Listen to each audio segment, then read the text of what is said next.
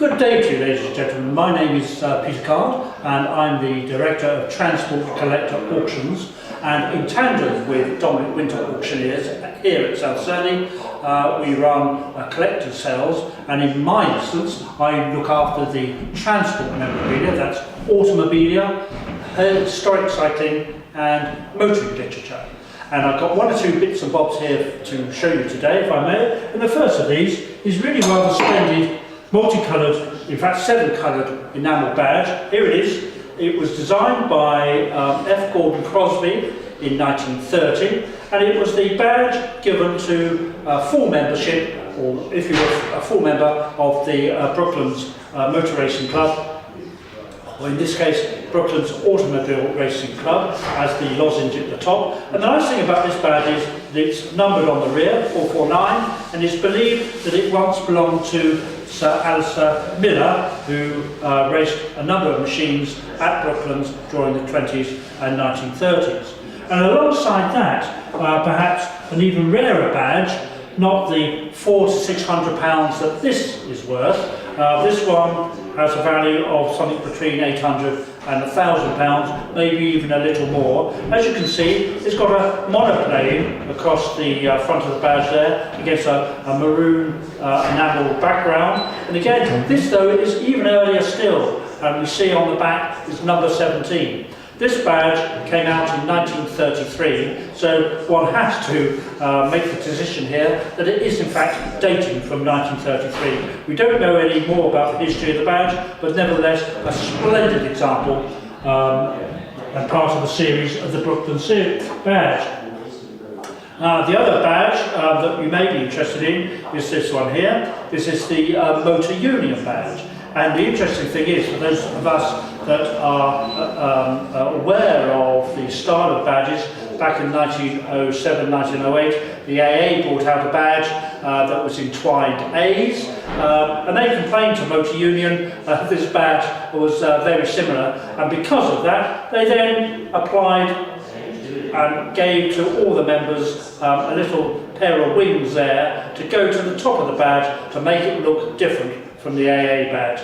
In fact, as it turned out, the AA and the Motor Union combined forces in 1910, so this badge must date from before 1910. So that's the motoring scene so far as badges are concerned at the moment. The thing that I'd like to show you is something very special indeed, and that's this lamp here.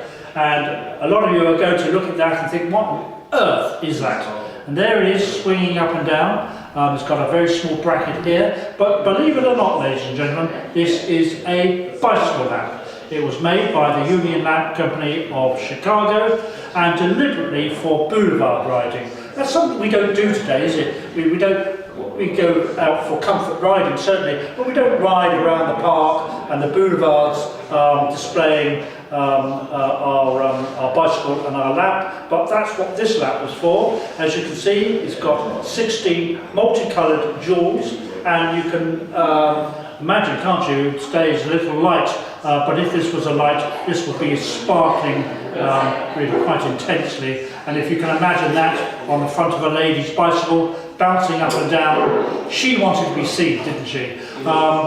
It's quite rare actually to find the lamp still with its supporting bar here and the stabilising brackets here. So this is really a very rare lamp indeed, ladies and gentlemen. Union Lamp Company of America, today £800, £1,200, something along those lines.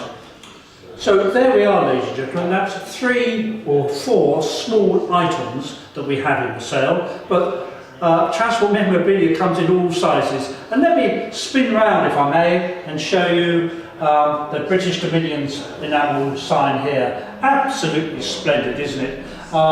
Very, very rare. It obviously promotes insurance. There's the value to the company at the bottom there, £16 million. That in the late 1920s and early 30s was an awful lot of money, and obviously the British Dominion's company, they still survive today in another form, but they still survive, clearly wanted to tell their potential customers what their assets were. A multicoloured enamel sign like this would have been put onto the side wall of a garage or a blacksmith shop or something along those lines in the high street where it would be seen. But of course, very soon after the war particularly, they became redundant and they were taken off of the walls.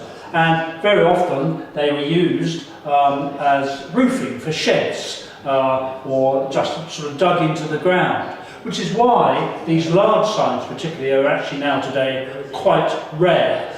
This is in actually really rather nice condition. It's got a wooden frame to it which helps keep it straight and easy to carry, albeit it is of course quite heavy. But ladies and gentlemen, £5,000 to £6,000 we're expecting for this, and it's worth every penny.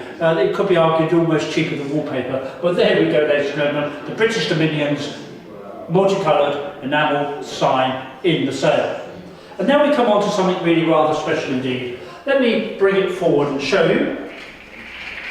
As you will see and observe, it is a bicycle. But it's a bicycle called a Whippet, of all things, and it was manufactured by Linley and Biggs of London in 1887. Originally, the original patent was for a tricycle dating from 1885, and the tricycle was so successful they then brought out a bicycle. And the significant feature of it is that it's sprung. And if I just gently move it down, up and down here, you can see that the handlebars, the pedals and the frame, the subframe here, moves up and down with a little bit of weight applied, yet the two wheels, solid tire wheels of course, stay on the ground. And this of course was before the days of the pneumatic tyre.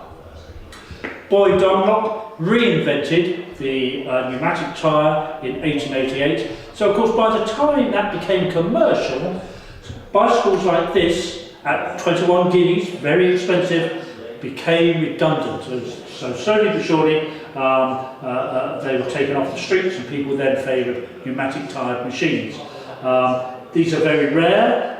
Those that have survived for the most part are in institutions, design exhibitions and museums because of their stylized and interesting method of construction.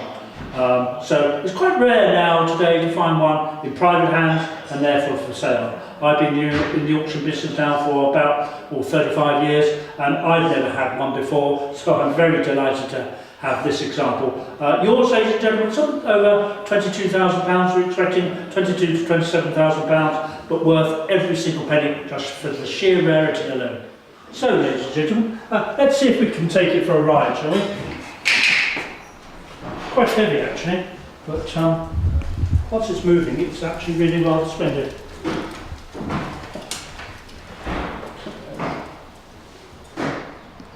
So there we are, ladies and gentlemen, just a few of the lots that we have in our 534 lot sale on the 17th of May. The sale starts at 11 o'clock and you can either come to the sale room itself here at South Cerney or you can bid on the internet. Either way, you are more than welcome. Look forward to seeing you. Bye bye.